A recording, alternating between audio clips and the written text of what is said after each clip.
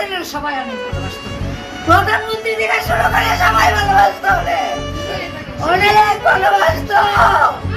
আমরা তো কোনো অন্যায় করি নাই, কেন আল্লাহ আমার এমন ক্ষতি করবে?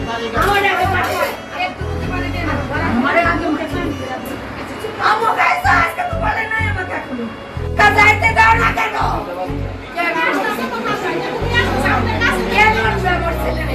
সবার ছেলে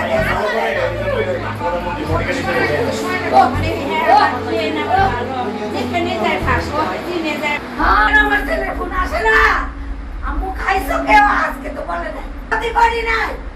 আমার ছেলেটা খাতো ক্ষতি করে না, আমি আছি, আমার ছেলে নাই, কি হয়ে গেল? ও খুব মেধাবী ছাত্র এবং খুব ভালো ছেলে ছিল। ওর কখনো কখনো কোনো খারাপ কাজে ওকে দেখা